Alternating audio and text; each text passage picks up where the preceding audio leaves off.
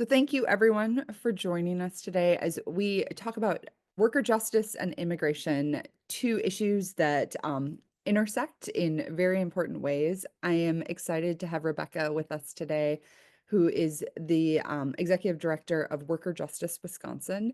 And Worker Justice Wisconsin is an ecumenical partner of the Wisconsin Council of Churches. And so we are delighted to have her here today. Every time I have talked with Rebecca, I always walk away and say, wow, I learned like six things I had no idea about, and I thought I knew about these topics. And so I know that today is going to be full of learning and some good unpacking and good kind of opening our eyes to what is happening around us. If you have questions while Rebecca is talking, go ahead and drop those in the chat, and we can lift those up, and we will have some time, hopefully at the end as well, for some questions. But with that, I am going to hand it over to you, Rebecca. Thank you, Brianna, for inviting me to do this, and thank you all for being here. I recognize several of you, which is so nice to see, and for those who I don't know yet, I hope we will get to know each other in the course of time. I'm going to start the presentation here in a minute. Just want to say that I like a conversational style. And so if you have any questions along the way, feel free to interrupt. I do not mind interruption. Um, so with that, I will get started. Okay. And let me start the slideshow. Okay. Can everybody see that? Okay.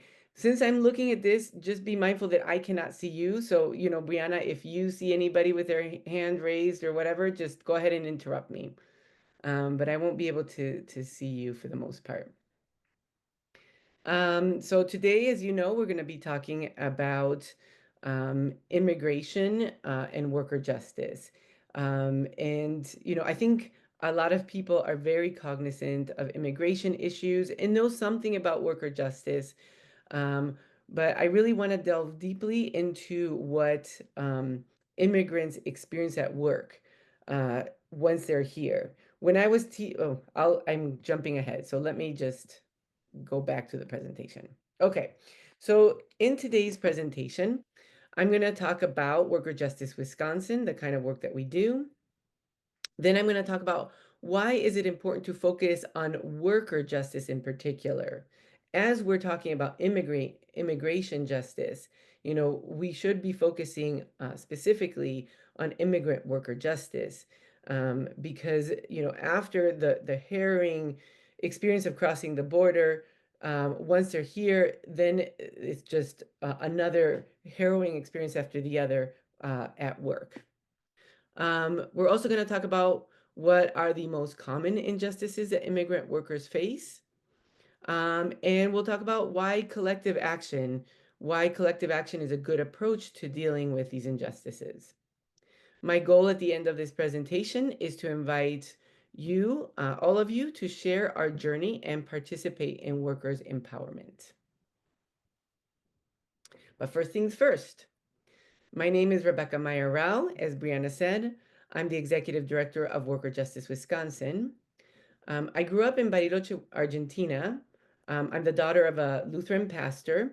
And so I grew up in the mission field. My first written language is actually Spanish. And I learned English. I studied English starting in fourth grade because my parents knew that we would eventually be coming back to the US. Um, it is a very formative experience for me. Bariloche is a beautiful, beautiful tourist city in Argentina, at the foot of the Andes Mountains, and there's a lot of, middle class and affluent people there, and there's very, very, very poor people there, and because our house was right in front of the church, people would come to our door every day asking for food. And most of the people that would come asking for food were children my age that didn't have enough food to eat. And I thought, God is a God of love and loves all of us equally. Why? How is it possible that there are children my own age that don't have the basic necessities. And that was very formative for me. Um, I have a PhD in theology from Marquette University. I researched and wrote my dissertation on liberation and ecological theologies.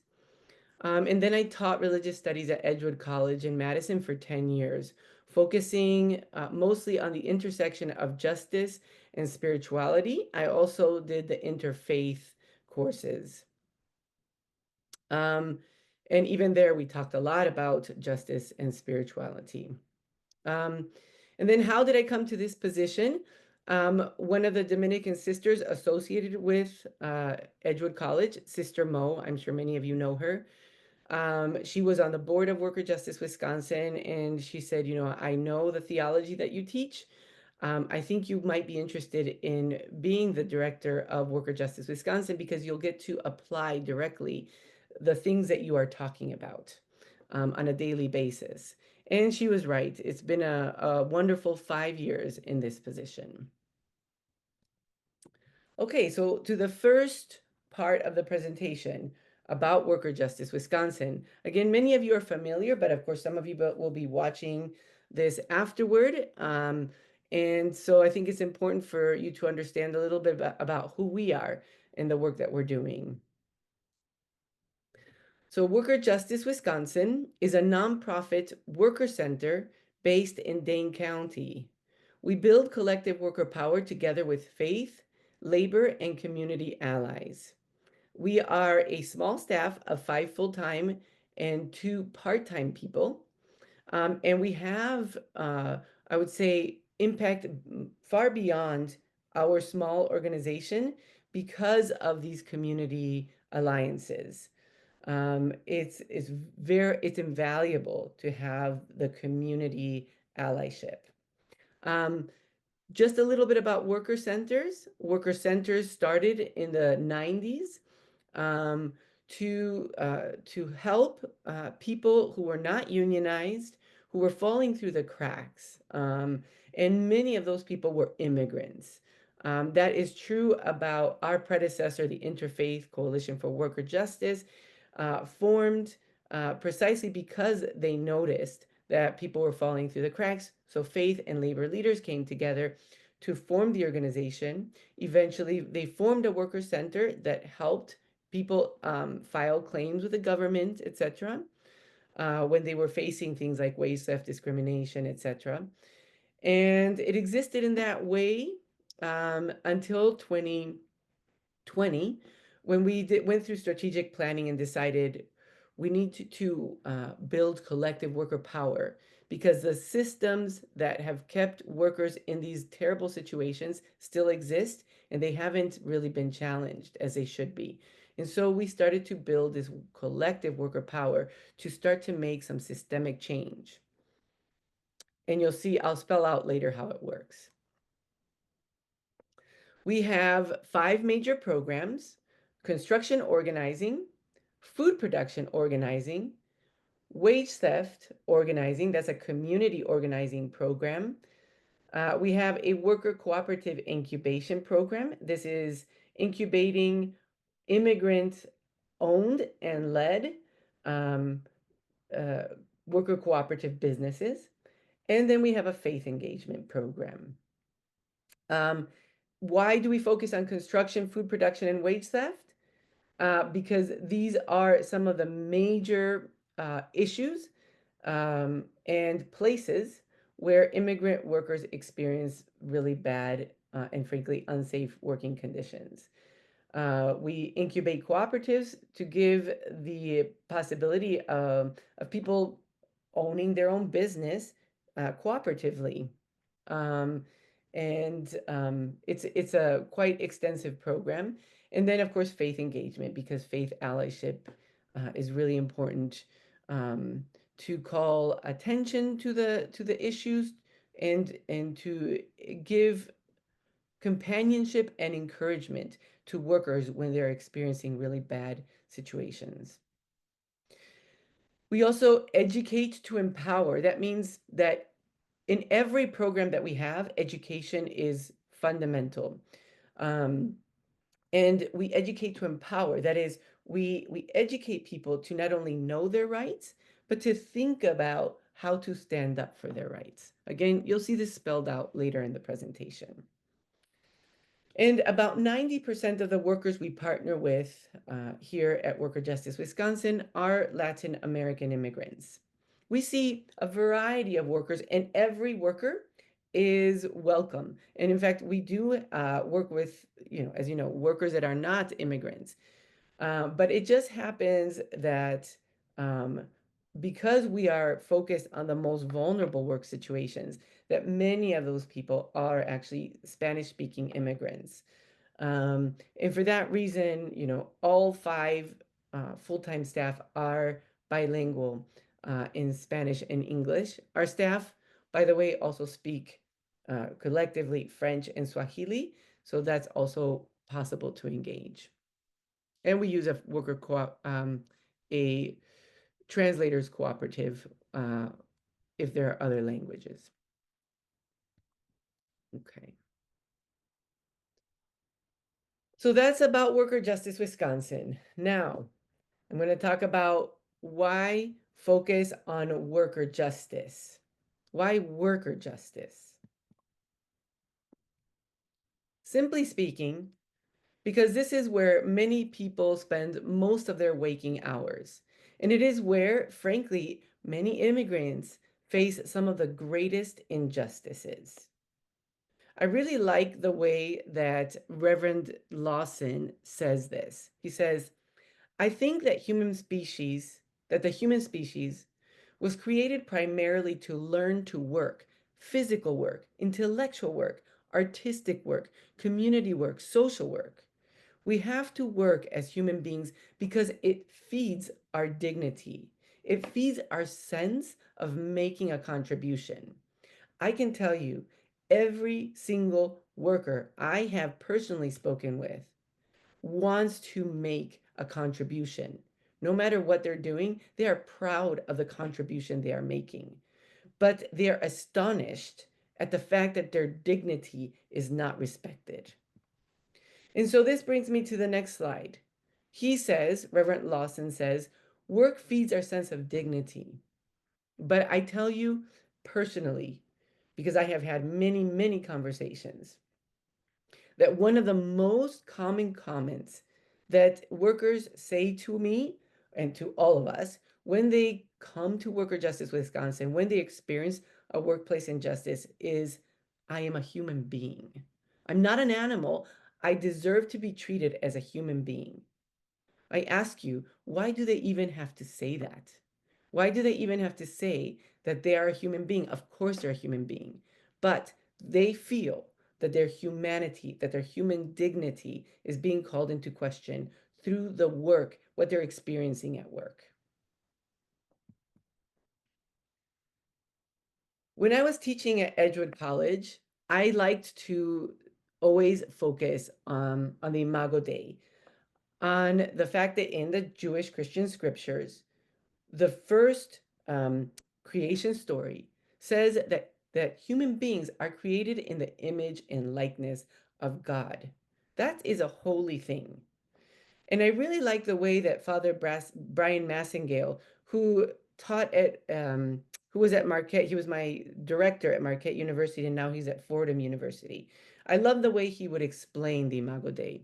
He would say, because we believe in a creator God who has endowed every human being with God's image and likeness, each person has dignity, value, and worth that is intrinsic and sacred.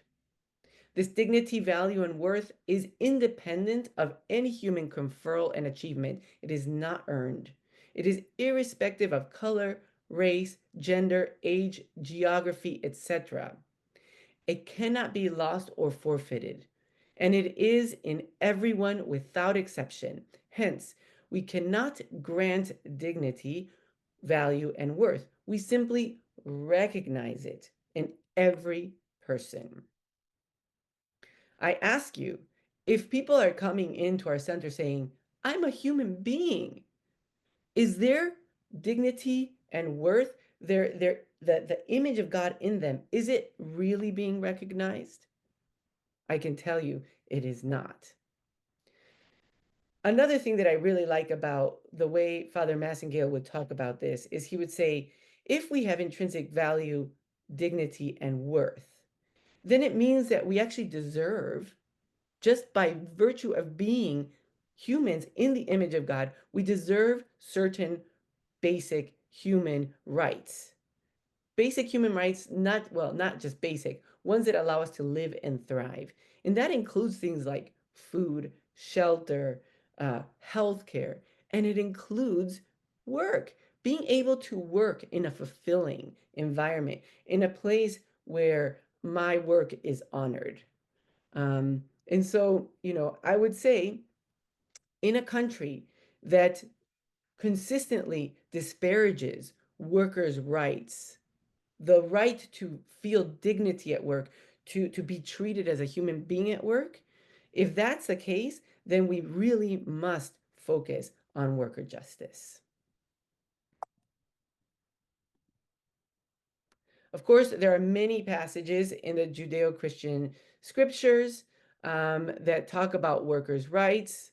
Um, I just put a few of them here with a little summary next to them. I didn't quote them directly. I just put a little summary of what those texts say. For example, in Deuteronomy, the Lord blesses our work so that we may share its fruits with others. That's what people want. They want to share the fruits of their work. If they're cleaning, if they're producing food, just as much as if they're giving a lecture like I am today. Everybody wants to share the fruits of their labor, to make it seem like for it to be valuable. Of course, in Matthew, in the Christian scriptures, all workers should be paid a just and living wage. In James, those who become rich by abusing their workers have sinned against God. How much does that happen in the US? And at the price of what? Of treating humans like less than. And I have to just end this section by celebrating Pope Leo the 14th. He took that name after the last Pope Leo, who is the one who issued the encyclical Rerum Novarum, which is the first encyclical of Catholic social teaching, and it focuses on what? Workers' rights. So he did that very intentionally, again, for a reason. He's recognizing that workers are being disparaged unnecessarily, and we must preserve the dignity of their work. And I want to acknowledge that all of our traditions have um, teachings on worker justice. And so, it's good to go into those teachings. Um, I have talked a lot, and I just want to do a quick check-in, just if there are any immediate questions before I move into the next section. And if not, that's perfectly fine. I will just keep going, but I just want to pause to ask.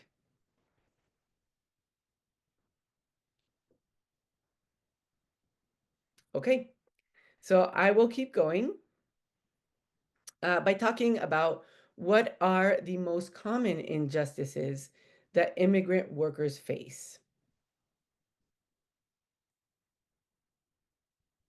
And by the way, here you have several of our worker members, and they're holding up signs of like, I get to be paid for for the work I did. Okay, so most common injustices. I think it may not be a surprise to this group that the most common thing that we see is wage theft. Not just us, but around the country. It is absolutely a massive problem. There is wage theft all over the place. Another common problem is misclassification, which, you know, also includes and leads to unsafe working conditions. We see a lot of discrimination, and we see a lot of retaliation. Retaliation based on immigration status or perceived immigration status, and, retaliation of all sorts. These are the most common problems that we see. And I think that if you go to a list of most common problems throughout the country, they'd be pretty much the same. Um, I'm only going to talk about wage theft and misclassification today, just because of because we have limited time. Okay, so wage theft. How familiar are you with the practice? What is wage theft?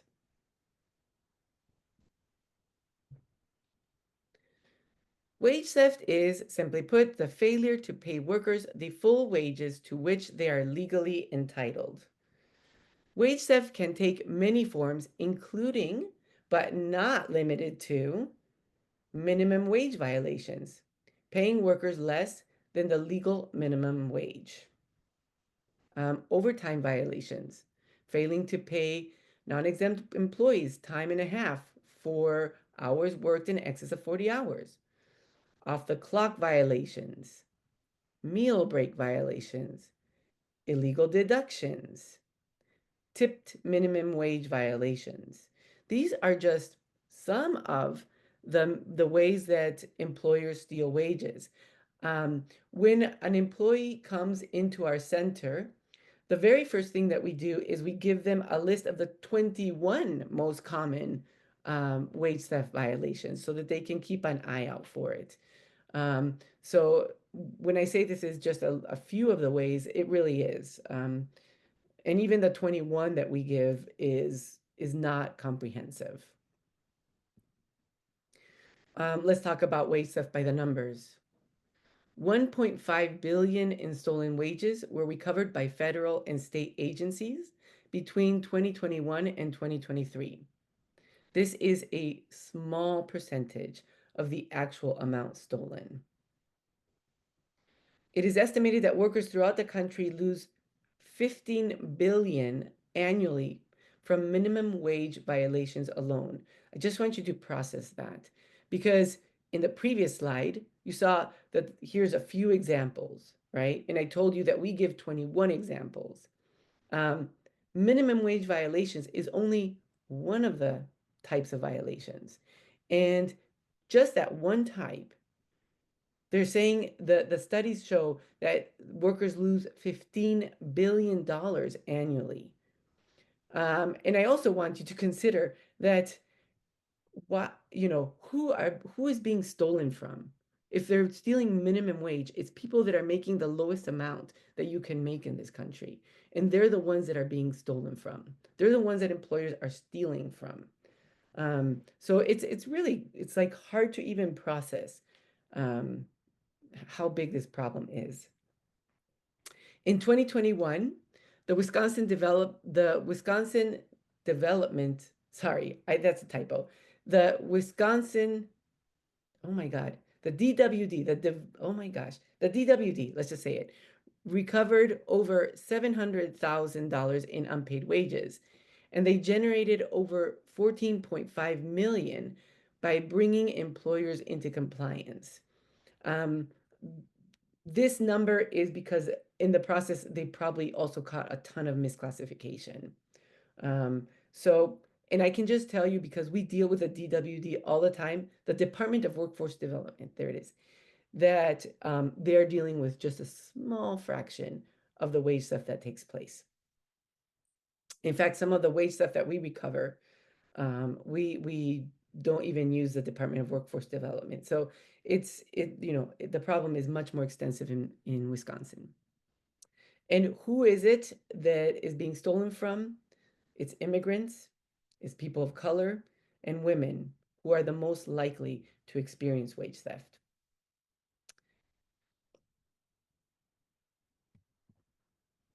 Now, what does the law in Wisconsin do? First, before I talk about the law, I just want to say that wage theft is the most common form of theft in this country, not by a little, by a lot. If you just Google it, immediately it will pop up. You'll see wage theft by far leads the numbers of theft in this country. So how does Wisconsin deal with wage theft? Well, it's treated simply as a civil offense. So when a worker steals from their employer, it's a felony. They can go to jail, and depending on the amount that they steal, they can go to jail for up to 20 years. I think the amount is, if I'm remembering correctly, is if they steal $3,500 or more, they can get up to 20 years in jail. If the employer steals from their worker, it is nothing more than a civil offense. So if the first thing a worker can do if they want to use the Wisconsin law is they will file a claim with the Department of Workforce Development. It takes anywhere from 8 months to longer to determine a case. And if the case is determined in their favor, yes, we found that the employer stole from the employee, and employer, you must pay back the amount that you owe. Number one, if the employer pays that amount back, that's it. No, nothing more. They're done. If they choose not to pay that amount back, nothing happens because there is no teeth to the law. In my 5 years at Worker Justice Wisconsin, the only time some teeth got involved was in the Crushing It apparel case, because the Attorney General got involved. And they did finally settle the case for the exact amount that the employer owed. It took 2 years to resolve. And the employer is no worse for the wear. He stole, affected people's, lives for years, and there is absolutely no penalty.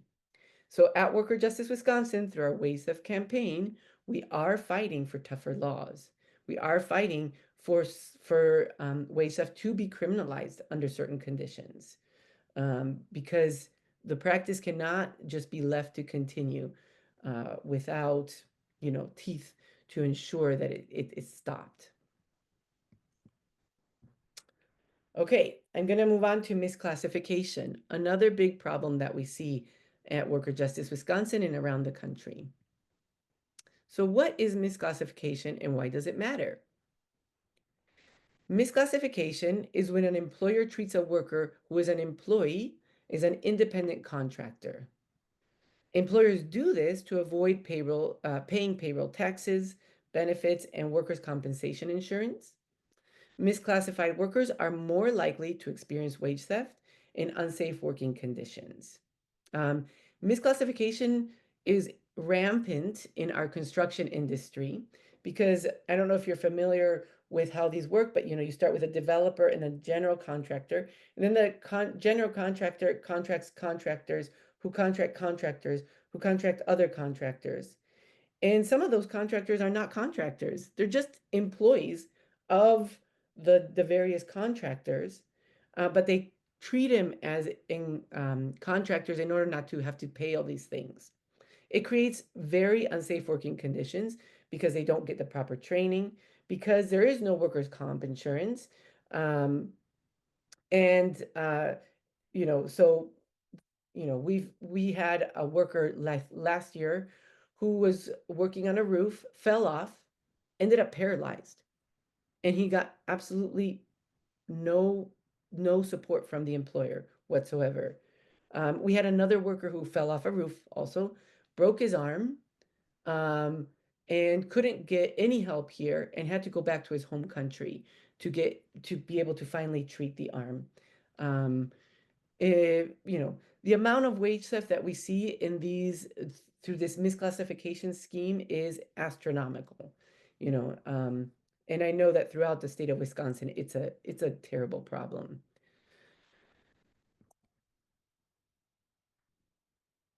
In Wisconsin, more than 10% of construction workers are misclassified annually. I genuinely think that number is very low.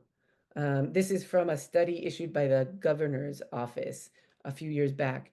The amount of misclassified construction workers we get into our office is huge. So I just think that 10% is way low. And I can tell you that all of the misclassified construction workers that have come into our center, 100% have been Latinx. In fact, it is a targeted practice.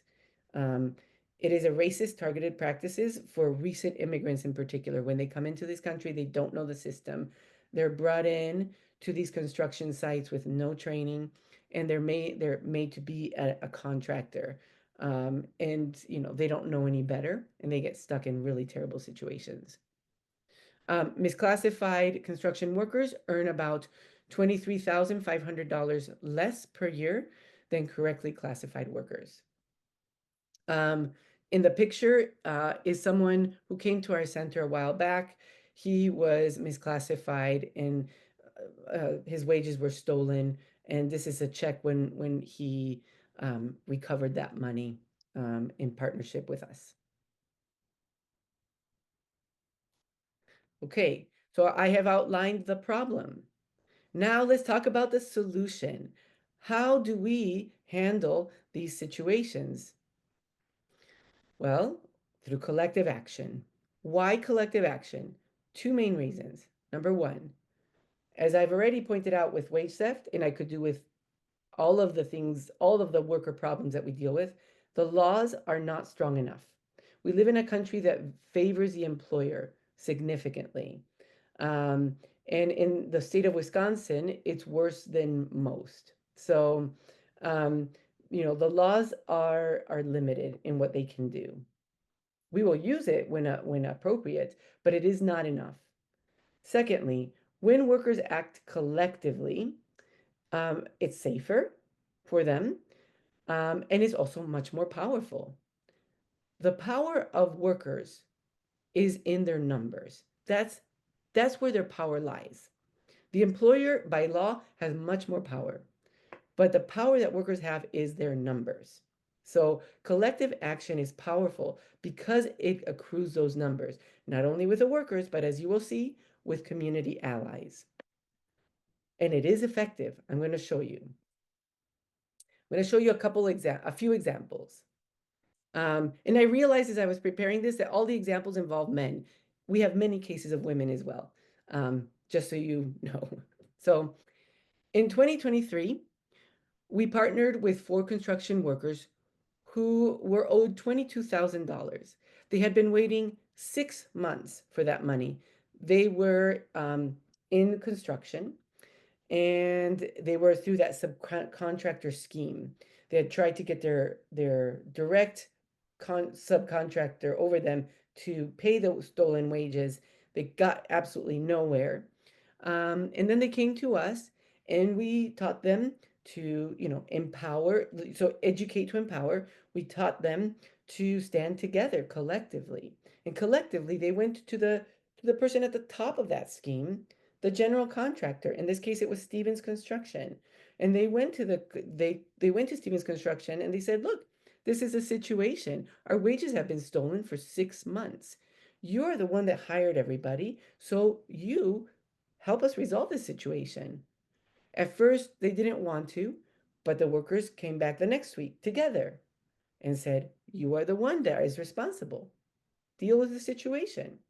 Within 2 weeks, they had received the full $22,000.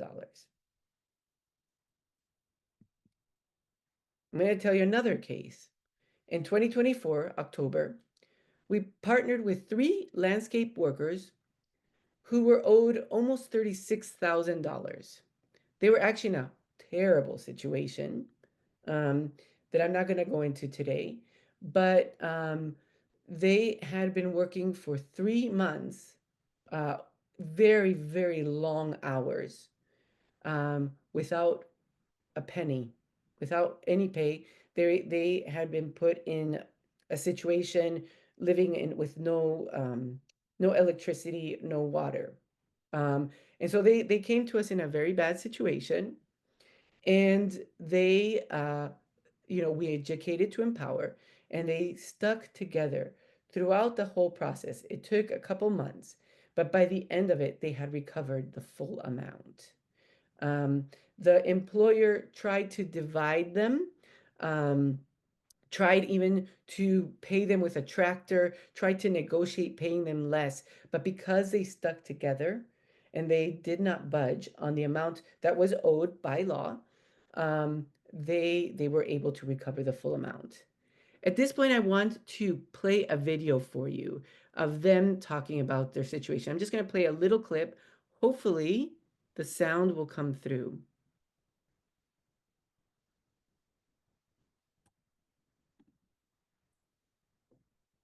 Un mensaje que tenemos que darle a la comunidad hispana, a la comunidad latina, es que muchas veces, independientemente de la manera que lleguemos a este país, sí tenemos derechos, sí podemos luchar por lo nuestro y no quedarnos callados. Muchas veces nos ponen miedo, nos intimidan por nuestros estatus migratorios. Muchas veces creemos que no tenemos derecho o que no hay solución. Y no, que seamos hispanos, que seamos latinos o que nuestro estatus migratorio sea cual sea, sí tenemos derechos y sí tenemos que luchar por ellos, porque somos seres humanos y merecemos el mismo respeto que cualquier otra persona. Por lo que dijo mi compañero, yo estoy totalmente de acuerdo. También deben de entender que si van a pelear por su dinero, acuérdense de eso, es su dinero, no tienen por qué pedir menos. Ustedes solamente piden lo que es suyo, lo que es justo, lo que han trabajado y sufrido, porque pues ese es el patrimonio que venimos a buscar, una mejor vida para nuestra familia. Entonces, manténganse unidos, es lo que hicimos nosotros. Hubieron muchas maneras hicieron varias maneras para tratar de separarnos, pero no. Si ustedes se mantienen unidos van a lograr cualquier cosa, pero si se olvidan de eso y creen que por ser más inteligente uno que el otro, va a ganar un poco más, están en un error. Entonces, no pierdan el foco, sigan adelante, no se den por vencidos y verán que se le abrirá un mundo de puertas y ventanas.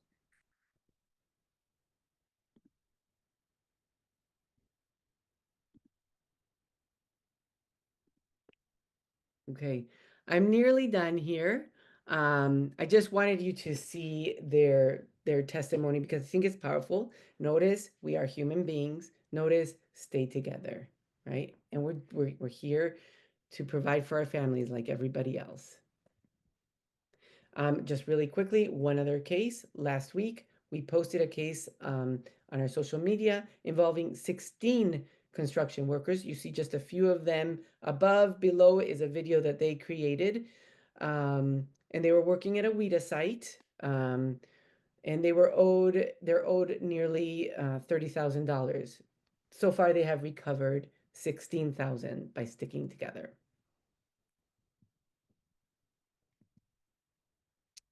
Okay, so now we're coming to the last part of the presentation where I'm inviting you to share our journey and participate in workers' empowerment. If you're in or near Dane County, join our Rapid Response Network. There's a QR code right there that you can just click on and it'll take you right to the sign-up sheet.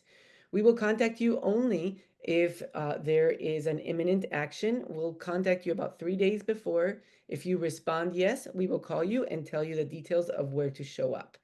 The picture below is of an action that we did about a month ago. To the right of the picture is Crescencio. Crescencio was misclassified, and because of that, he wasn't paid overtime for many years. He filed the case with the Department of Workforce Development, and they decided in his favor. They could only do 2 years because of statute of limitations. It amounted to about $8,000. And as I said, the employer didn't really have to pay because there's no teeth to enforce. So he just didn't pay. So Crescencio decided to write a letter to the employer saying like how the lack of this money has affected him.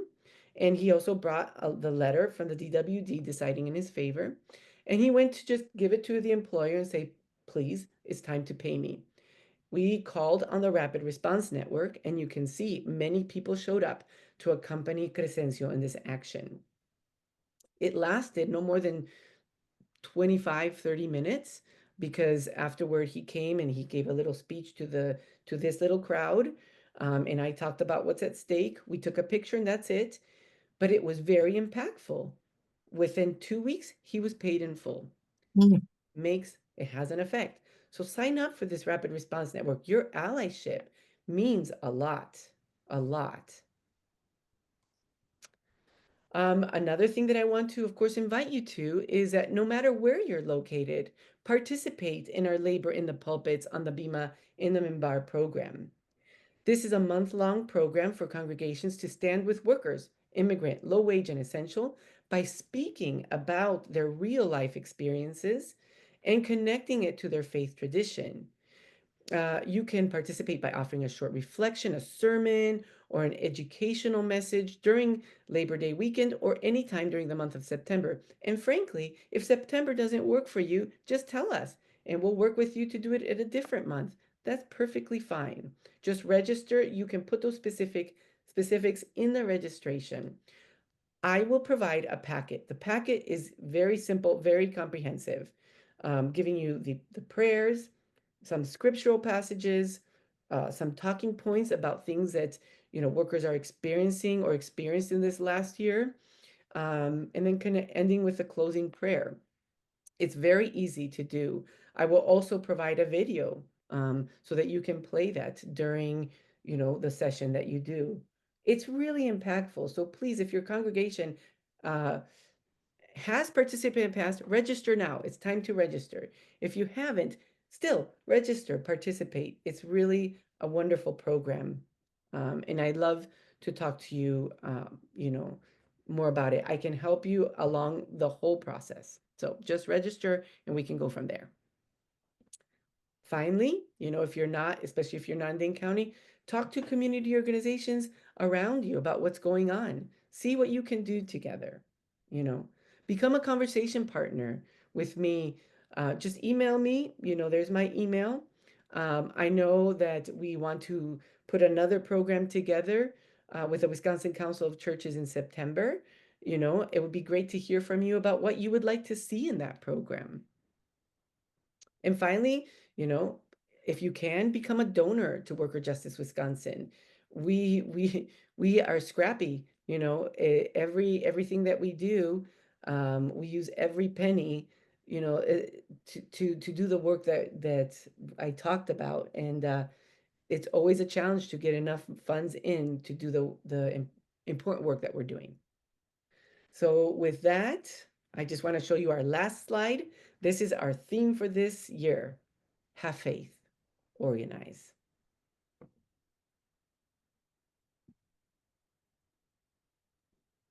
Thank you so much. I always learn.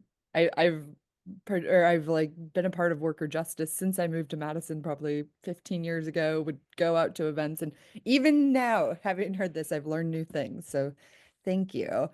Are there any questions that folks have? Yes, I have a question.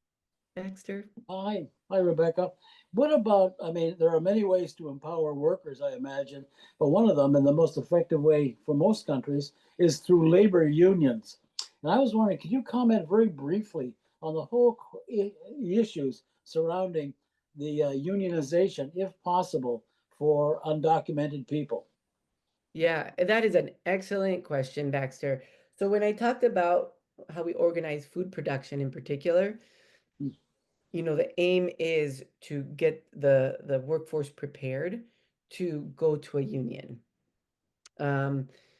When we're doing the construction organizing, we're also partnering a lot with the trade unions. So, so you're right that I think that if they are part of a union with bargaining power, then they really will have, they will have a lot more protection. However, it is complicated with undocumented workers. The whole process is complicated, not impossible, but complicated, because they are so much more vulnerable. It would also require the employer not to e-verify, right? And that is complicated. So what we say to workers is, under the law in the United States, if you are working, you have rights. That is what the law says. Once you are at work, all the laws that apply to workers apply to them. It applies to everybody equally. And therefore, you have as much power to collectively organize as anybody else. You have as much power to move toward a union as anybody else. And, we know there are examples of people around the country that are organizing to become unionized, irrespective of their immigration status. And it is something that we are doing, that we do here in Madison as well. But, we had a campaign going a while back, and it was going very strong. And then the election happened. And the workers immediately said, we can't risk it. And so this thriving campaign just stopped overnight, you know, because the fear level is very high, and for good reason, isn't it? Again, not impossible, but it is difficult. I'll say I had a question that kind of builds on what you just ended on of, can you talk, like, sounds like the answer is yes, but have you seen increased issues happening, or like, what are the changes you're seeing basically since the election with the increased pressure around immigration and deportation and all of that? Excuse me. At first, right after inauguration, people were petrified, just petrified. Like, that people should live like that just seems utterly inhumane. But, it's become a new normal. Mm. For us, it just means, we have developed now workplace immigration trainings that we're providing for workers and, frankly, for unions and for any other community organization that wants it, right? And we just have to walk through here, which we always did, but we have to be even more intentional. Here are the risks. You will have calculated risks. You have to decide if it's worth taking this risk, right? And sometimes the answer is no. It's more no, than it used to be, because under Biden, there were protections for immigrant workers who were organizing through the DALE program. And now there's no protection, right? So it's just the barrier of challenges you have to overcome, and the calculated risks you have to make are higher. We do still have workers organizing, as you can see, you know. We still have workers that are preparing to go speak with politicians, but they have to be very aware of the risks they're taking, you know. Are there any other questions?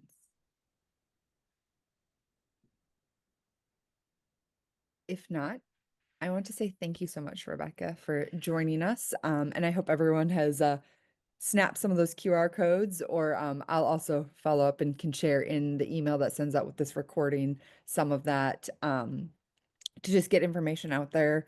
If you are part of a congregation, I hope you're planning on celebrating labor in the pulpit minbar. Bima, I had to think through all the vocabulary.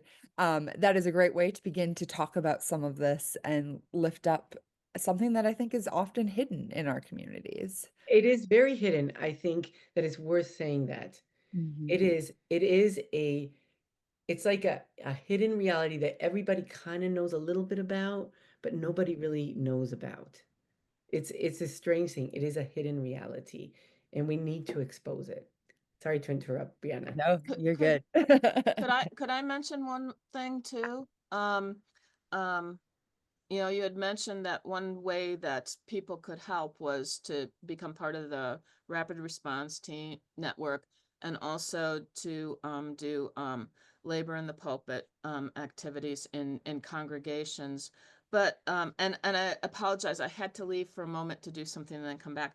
So you may have mentioned this, but Rebecca, could you say a little something about how individuals and congregations could help financially support the work of Worker Justice Wisconsin? Because all this organizing and all this helping of these workers takes people's efforts and work. And not everyone can be part of a rapid response network, but certainly if somebody wants to help, that's one way. And I know you get funds from other places, and we know that there's pressure on those sorts of funds these days. So would you say something about that? Thank you, Leslie. Really appreciate the question. So Worker Justice Wisconsin gets funds from a number of grants as well as, some donations. About this year, about 125,000 of those funds come from federal grants. And as we know, federal grants, we don't know what's going to happen from one day to the next. If those federal grants go away, we will not be able to sustain this. Even if they stay, we are at a deficit this year. It's difficult. We're working extremely hard to get funds, but it is difficult for an organization like ours because we don't have corporate sponsorships, right? We are a workers' rights organization. So, yes, donations, you cannot underestimate how important the donations are for our organization. And your congregation can do, there's a couple ways your congregation can support us. You can do a special offering, collect a special offering for us. I know that, Baxter's at Orchard Ridge. Orchard Ridge has done that. And it's huge, to be able to have those funds from you all it's not only financially significant, but of course, to be able to tell the workers, do you know that this church supports our work? They're like, they care about us? Really? So it has this double thing, So that's one way. Another way is invite your congregation members to make a donation or to become recurring donors, because that is hugely, again, impactful. So yeah, those two things. Make a donation from your congregation, encourage your congregation members to become donors, and especially recurring donors. Those are very, very valuable. Those are funds we can count on. Plan and super important. Yeah. Well, thank you so much. I really appreciate this, and hope that you all have learned a little bit and are thinking through ways that you can lift up this conversation in the congregations or the communities that you are part of, and we can keep building power. That we can have faith and organize. Yeah. Thank you. Thank you all. Thanks.